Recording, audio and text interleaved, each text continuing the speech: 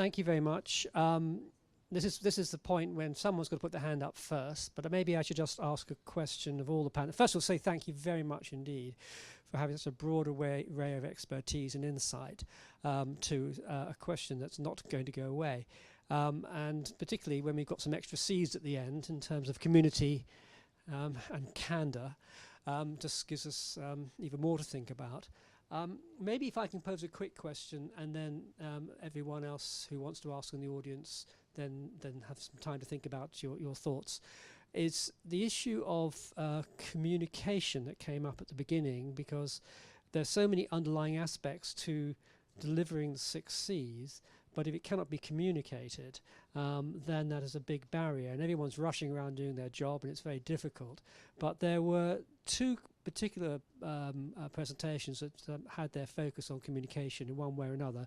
One was Lorraine at the beginning in terms of some of the things that you do in your hospitals, and the other one was Fiona in terms of some of the practicalities. And I was just thinking on a big scale, you're thinking large organisations, whether it's a BMI in all its hospitals or whether it's the NHS, the practical issues of doing something at scale, which is so important to change culture. If you have any comments or insights on that. And I think we have a shortage of mics, so if you might maybe point these 2 over here. Okay.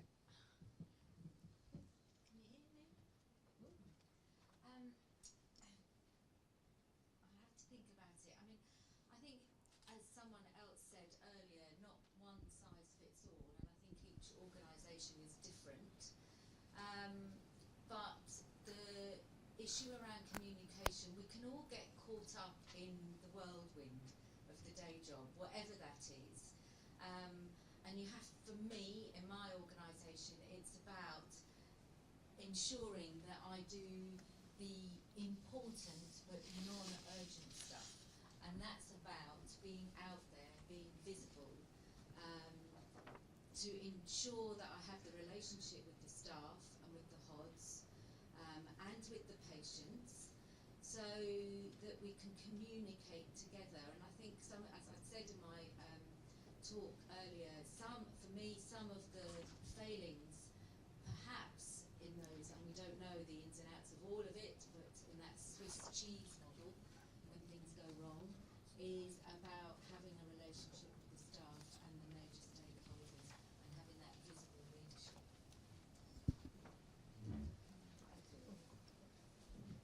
Thank you. And I just add really and reiterate what he said again in my presentation about the importance of the checks and balances of getting feedback from each other, checking in with each other to say, what did you mean when you said that? I think that's a really very powerful question to ask each other on a very frequent and regular basis.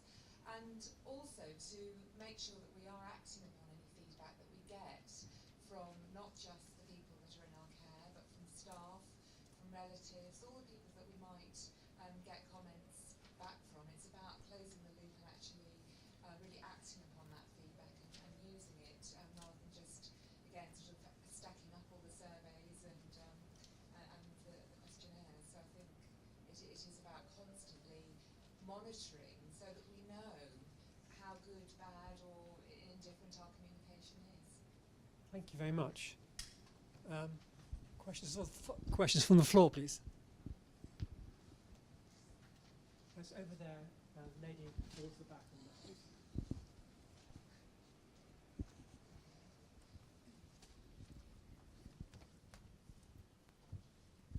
Thank you.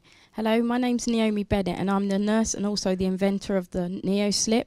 Basically, NeoSlip's a device to apply TED stockings. I developed this as a student nurse in 2011 and I've also won many awards.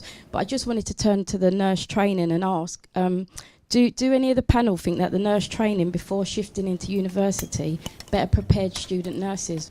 Can we just say that no, none of the panel would like to answer that? Was your question, should it better, or was it? Yeah, I just wondered if it was better, or yeah, if there's anything like we could learn from the old way we were trained. The old people, you mean? No. Well, I'll start on that if I may, because that's my background. the context, as Michael said right at the beginning, the whole context has shifted. And so, although there are probably things, and we learn from history, I think that possibly what we could learn is to look at how we select, who we select, but more importantly probably is how we look after them. And I think that came out in Lorraine's talk very much, is about making the staff feel valued. And we always say the same about the students. If we don't show them that we care about them, it's unlikely that they're going to show their patients that they care about them. And I think it was one of the things Lorraine put in was clinical supervision. And I thought that was a recommendation. I believe that clinical supervision is a powerful tool for making nurses make time in their, only once a month or something, to think about what they do, and going back to talking about, Fiona, talking about really looking at how we do things, and we assume we're okay. And when you're busy running around, you just don't have time to think. And clinical supervision with a skilled supervisor, I have seen lots of really good examples of where that has been very powerful. At maybe just thinking, oh, maybe I could do that, because they just don't take time out to think. That hasn't really addressed that question. Of course, it was much better in my day. It's so different. I think one thing that was different was that ward sisters would have been more visible, ward managers, because I think where we get lots of our bad press from is coming from general wards in hospitals, and to a certain extent in community settings, but that's often where the bad press comes from, because that's what sees the massive throughput of patients, and that's where I think life was much calmer, much more controlled in my day than it is now, or at least it felt it, and it felt like there was more support. I had a question that I would like, maybe, am I allowed to throw that back a bit? Do you think 12-hour days have made a difference, had a negative impact on care and compassion? There's a few sort of nods. I think tiredness is one of the big problems with any skill. You're not very good at it when you're tired, and being a nurse is a skill, and once you're getting tired and irritated, it's pretty hard. As a patient, I saw things start to fall off a bit after about 8 hours. I completely understand why nurses want to do it, particularly in big cities where travel is so expensive. But it also means you don't see someone for 4 days. I'm sorry, I mean, you asked about the training. I think it's like comparing apples and oranges. I think it's quite different. One of the things I found about doing my daily walk round in uniform, from the patient's perspective, they feel it's like the old matron. Now, many of us who trained many years ago, there was good and bad with that. However, from the patient's perspective, they feel safe, and they like that idea that someone's in control and someone's in charge. Can I give you, I think it's a really good question, actually. I think it's quite a challenging question. And I think there's good and bad in both. So there are elements of the way that I trained, because unfortunately I am very old, and I did pre-Project 2000, so the old training. And half of our group dropped out because you were working full-time, studying everything else, and it was tough. It was really tough. I was that third-year student in charge of a 30-bedded ward with the first year, with the patient running along with a knife attacking me at 3 o'clock in the morning. But when I qualified, I knew how to do blood pressure, and I understood dignity, and I understood respect. So I think they're good and bad. What I'm surprised at now, I'll give you some good things first. I think the good things is students now speak out much more. Some of the reasons I know what's going on in my 50 different sites is because of student nurses, and I really value the fact that they are confident enough to speak out. But what did surprise me was talking to students who said they're no longer trained, and I might be shot down here, and my education colleagues might know better, but they felt they didn't get enough training on actually how to talk to people and how to be holistic. So they were saying they didn't get enough training on things like breaking bad news and how to talk to somebody about the fact that they only have 3 weeks left to live, and be able to have those really, gutsy, honest conversations that potentially we did have a lot of support in. So I think there's good and bad. And what you have to do is almost remind yourself of the bad, because it's a lot easier for us to say, do you know what, it's great our day, it was all great, we all qualified, able to do everything, we all qualified, but actually it wasn't all great. And I think your own experience is what you make of it. The important thing is to remember the people that really affected you for good and bad reasons. So, there were some people who you will remember because you thought you were terrified of them or they weren't nice. And there'll be those, and often they're the old ENs, the healthcare assistants, the cleaners, that really inspired you and made you change the way you work, so that you never did the same to other people, or that you did. And for me, that's what I draw on. I draw on the very people that really inspired me to try and do what I do today. But I think it's a fantastic question. Probably need 2 hours to talk about it. Thank you. I just add to that. I mean, certainly, again, I think probably the bottom line is it hasn't really been evaluated in any sort of very meaningful way, and a lot of it will just be people's opinion and anecdotes and what have you. I'm just thinking about a study that I meant to mention this, and obviously was sort of battling against the clock earlier, but in terms of documentation and how we've been sort of educated, if you like, to communicate properly through meaningful documentation. I was looking at a study in the US in 2010 by Philip Otier, and that stated that 35% of nursing practice was spent on documentation, 21% on care coordination, and only 19% on patient care. So I think this is a sort of slightly different track, if you like, from just the education point of view. But I think, again, it's looking at, when we're evaluating whether things are better or worse now, it's not just about the training. But I find that quite interesting that, I think, again, although that's an American study, I wonder how that would equate in the UK. How much time are we actually spending on documentation in the course of our day? How much are we actually spending on communication? And when the study broke that down, it actually said that communication, was actually the care coordination, the 21%. Communication with other healthcare professionals was obviously the bulk of that, and most of that was actually spent at the nurse's station, away from the patient. Again, I think that's just a little bit of food for thought, really. But everyone in this room is going to have access to £100 million to spend on IT. No, thank you very much. Spend on IT. Whoops.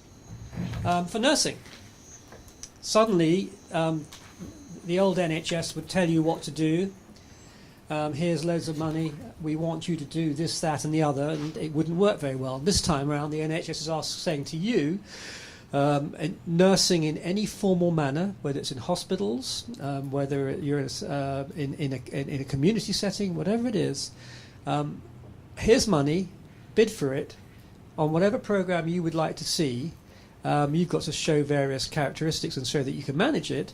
But what do you think? And I think it's a question for the panel, but also if anyone else has any insights in the room, and we'll throw the roving mic at you. And where do you see the priorities, and how can technology help in delivering the 6 Cs? Or maybe it can't do that much. But I think the money's around to support, and the key aim, as I understand for this money, is to help free up nurses, so that they can focus far more on delivering the 6 Cs and the practical day-to-day work, and less on filling in forms or whatever it may be in administration and et cetera, et cetera. So I think maybe on the panel first of all, and then anyone willing to share their thoughts from the floor.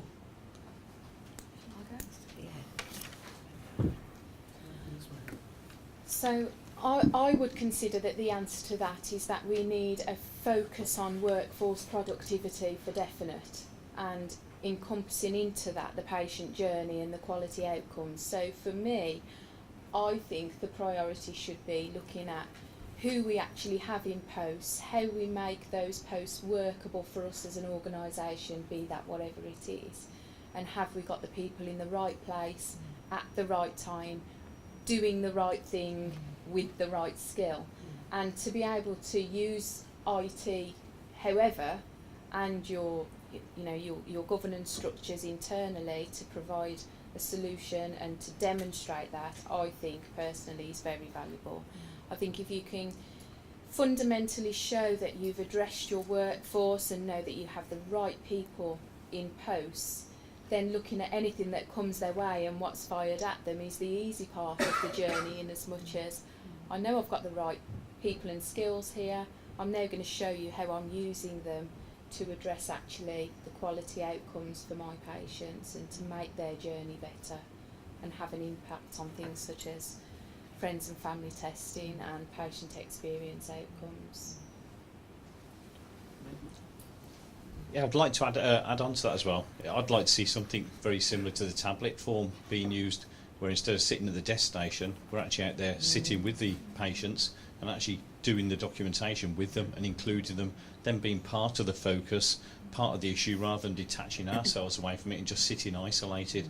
Because then we've got communication and constant input all the time with the person we're sitting there. And if we think creatively with it, that tablet can also do a communication aid for them to feed back to us if they have difficulties in communicating in certain aspects. They're absolutely fantastic visual elements and things. People with dementia who have problems reporting pain, it could just be on a scale that's very visual in there that can feed back and be put straight back into the patient information system as well. So not just the fact of us rotating and really effective where we are, but the patient coming back to us and us including them. The more we can get away from that hub of the station and us being detached, the better service we deliver and the more inclusive it is as well. I raise this as one of the biggest challenges in the community. I think I have 12 different systems, but all in different buildings and across 2 boroughs. So North West London's got one, South West London's got the other. Our GP colleagues expect us to use the system they want, but they're not the same. And I think it's a massive challenge, particularly in the community. We have this lovely thing called Rio. I don't know if anybody knows Rio, but those that are probably laughing are the ones that know it very well. And I think the problem is, and maybe what we should be doing collectively rather than in isolation, it's a classic NHS. We all work for the NHS, but we never say that. We say we work for Guys or BMI or the community. We never actually say we're one organisation. Is that we're all trying different things at the same time and none of them are working and we're not telling each other. So I have teams of clinicians out at the moment with laptops and I've got an iPad, but they're not working. So, you know, they can go out but they haven't got Wi-Fi, or if they have got Wi-Fi they can't get connection. They're still carrying their diaries and then they still have to go back to Rio. So, you know, it's such a challenge, but it's also a real potential win. And just ironically, just last week I was meeting with the directors of nursing in London that were called to talk about district nursing. But actually what we ended up talking about was the technology fund. And hey, wouldn't it be something if we actually put in one bid that would solve some of the community issues? Now I am the IG lead, I'm the lead for most things actually, but you also have to get past the information governance piece. But wouldn't it be nice to be able to talk to our colleagues, social services, private sector, you know, and actually this is an opportunity to come up with something that could work across all the different partners. So I'm with you, I think it's a massive opportunity. I mean, I'm just from psychologist's perspective, that trait activation theory, going back a step, I'm very worried that what traits are we developing in nurses if they are at station spending most of their time doing admin? What message is that sending? And the kind of traits and inclinations that we're then developing in people are more about task and not about people. So anything I would say that got nurses out onto the wards and really being able to use, if you like, being able to, one presumes people go into nursing because they have a preference for working for people, for helping, have a social inclination, and if that's being worked against by the job environment, then you're working against people's traits. They're not going to get as much satisfaction from the job, and you're developing maybe too task-orientated or admin-orientated traits that you're not actually looking for. There's two. I think there's one there, and there's the man there, lady with the polka dots, and the gentleman with the triangles.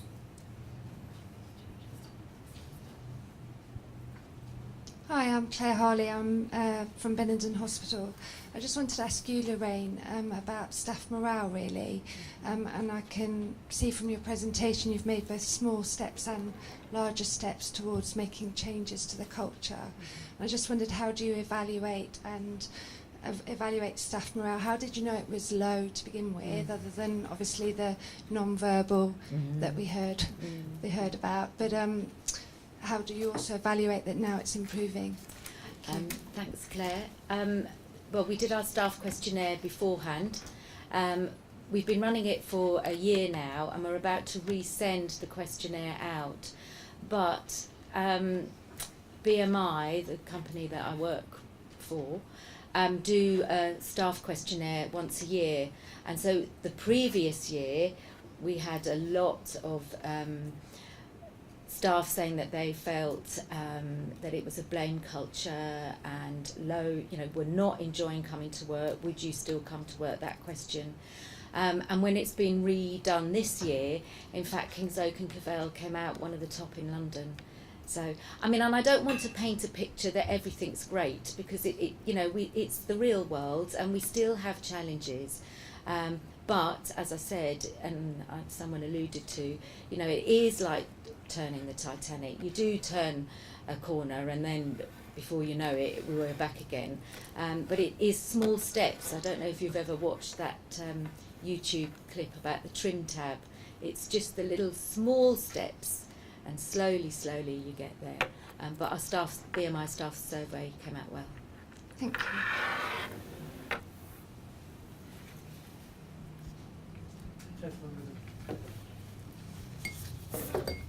Hi, I'm Ken West. I'm a matron at Eastern North Herts.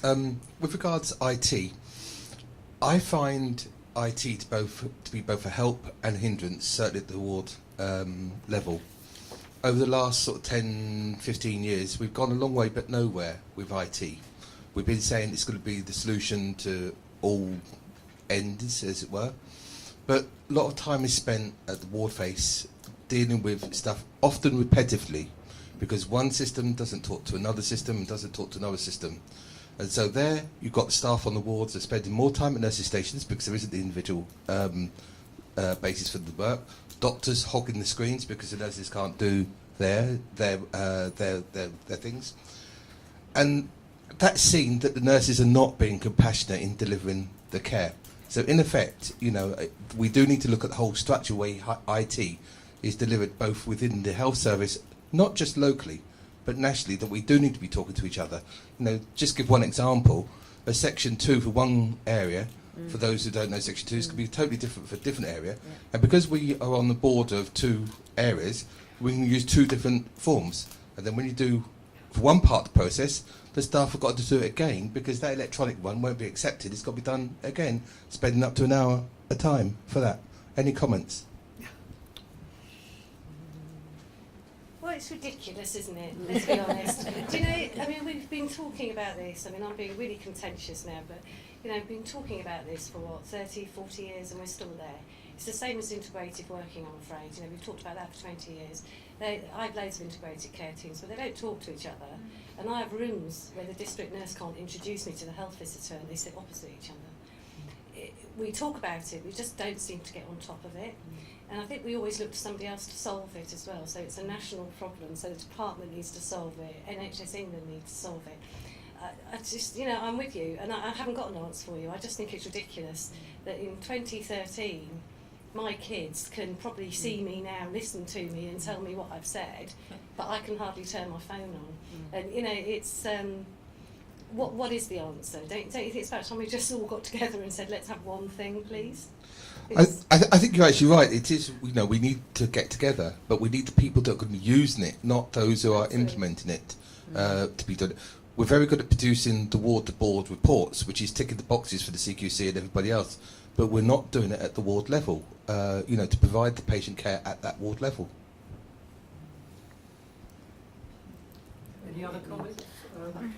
I agree, I totally agree, and a lot of the patients that we have now within the private sector, we have got contracts with the NHS, so as well as our own IT issues, and we have lots, we also are finding it difficult with IT within the NHS. And you're right about filling out forms, and I'm work near you, so we have those same issues. But it's about being a leader and about being the visibility, and also about how the patients perceive us. So the patients see us standing. We know that we're filling out those forms and faxing it, and it's been faxed back and you're faxing it.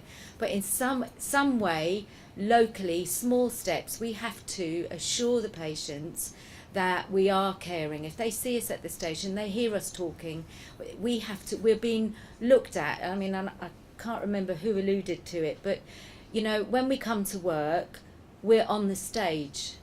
We put our dressing up clothes on and we're out there. And we have to assure the patients and their relatives, our patients are looked after in single rooms. It's a big event when the housekeeper comes in, because they haven't seen anybody maybe for half an hour. So it's about being able to do that, and I see all those IT problems, and they're just the same for us, but about we're on show and trying to manage that at the nurses' station and being visible for the patients. Does that make sense? Yeah, thank you. Are there any other questions? Well, all I can say is thank you very much, panel, and indeed the speakers, you're one and the same, for quite a big effort and a lot of insight during the course of the morning. And hopefully you're just about there for the refreshments and can have a good cup of coffee to relax. I think we have just a final presentation from Nick to tell you a bit about Nurse Excel, and then we can all relax and chat. Thank you very much.